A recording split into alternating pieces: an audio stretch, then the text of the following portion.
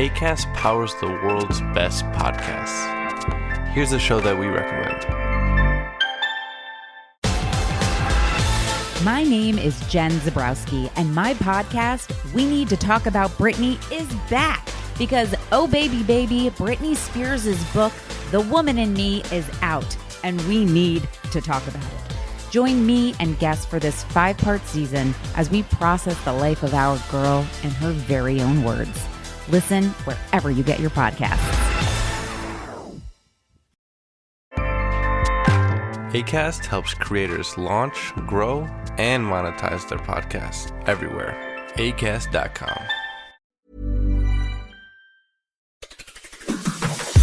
On today's Smart 7, Sir Keir faces a Labour rebellion, Rishi's rebuilding Rwanda and lots more. It's Monday 20th of November, it's World Children's Day, and happy birthday, Joe Biden. The Smart 7. It's news, but not the news.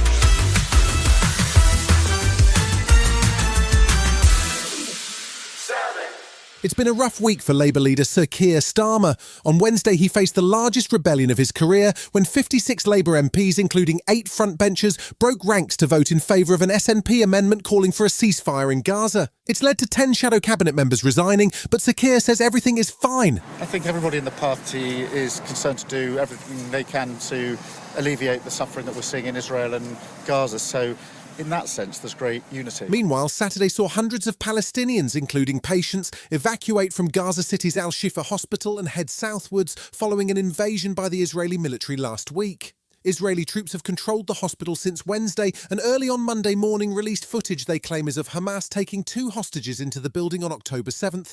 Israel's leader of the opposition, Yair Lapid, says his country's doing all it can to protect Palestinian civilians. The problem we have there is, again, that Hamas is using the hospitals and schools of Gaza as human shields. We have, for more than 3 weeks now, urged people to move south for their own safety, and we're trying to help them as much as we can.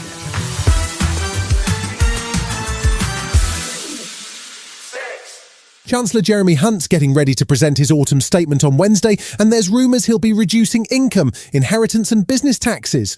Although he's insistent he won't do anything which could fuel inflation. UK taxes are currently at their highest level in recorded history, but Jeremy says things aren't actually as bad as they seem. There is so much defeatism, declinism about the British economy. I think we have turned a corner. And there are tremendous strengths in the British economy. But I also think it's important people at home know that actually we've got a lot we can be really proud of. Jeremy also hinted that the government could start stripping benefits from those who don't engage with their job centre or take on offered work. Not to worry though, because Shadow Chancellor Rachel Reeves has arrived with some proposals of her own. She says she's planning to have working people keep more money. That's if the government can afford it. You know, I make no apology for wanting working people to have more money in their pockets. I've been saying that for some time. I want taxes on working people to be lower, and so if that's affordable, that would be my priority as Chancellor.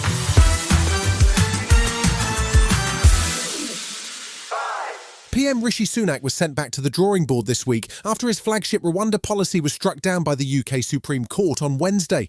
The policy sought to send some migrants on a one-way flight to Rwanda to have their asylum claims processed there, but it was ruled to be unlawful due to the risk of them being returned to their home countries. But Rishi isn't giving up easily. He's proposing a new treaty and emergency bill which would try and prove that Rwanda is a safe country for migrants. However, former Justice of the Supreme Court Lord Sumption doesn't seem entirely convinced. Well, I understand that it's not proposed to change the law, but to change the facts. The Parliament is going to be invited to declare that in the light of this new treaty, Rwanda is safe. I think the current Rwanda scheme is probably dead, but we obviously have to suspend judgment until we see what this legislation or this new treaty looks like.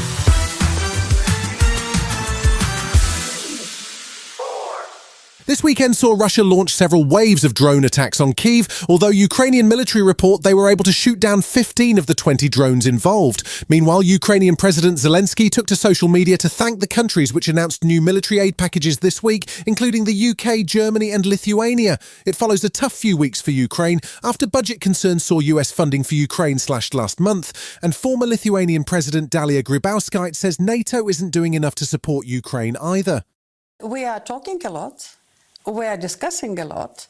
We are giving assistance drop by drop for Ukrainians not to sink and not to die, but we're not giving them enough to win.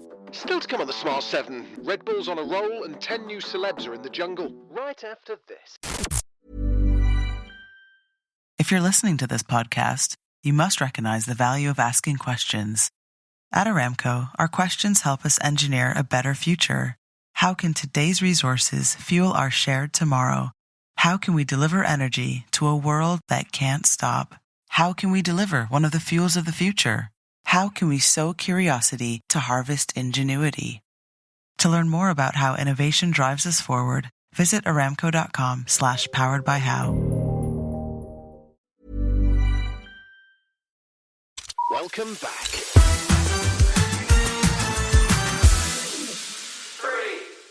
There were no surprises at the Las Vegas Grand Prix on Sunday as Max Verstappen secured his 18th and Red Bull's 20th win of the F1 season. It was a tight race though, as he finished just 2 seconds ahead of Ferrari's Charles Leclerc and Red Bull teammate Sergio Perez. Verstappen's victory means a Red Bull driver's topped the podium in all but one race this season, and team principal Christian Horner's been reflecting on their record-breaking run. To get an 18th win for Max, 20th victory overall for us. I thought Checo was brilliant today as well, coming from a nose change at the back of the field, coming through to lead the race.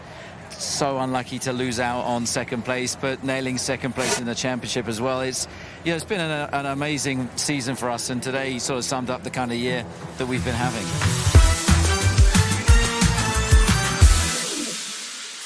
Sunday night saw the music world celebrate chart success with the 2023 reimagined Billboard Music Awards. It was a fully digital event this year, with performances and awards being streamed over social media instead of the traditional TV broadcast. To no one's surprise, pop icon Taylor Swift won big on the night, walking away with 10 awards. She is currently on tour with her era's show, but she took some time out on the night to thank the fans. Well, this is unreal. This is the fact that you guys have given me 10 Billboard Awards. I'm talking to the fans specifically. None of this happens without you. I love you so much. I feel like the luckiest person in the world to have you in my corner and caring about the music that I make. So thank you, thank you, thank you, thank you 10 million times. For this.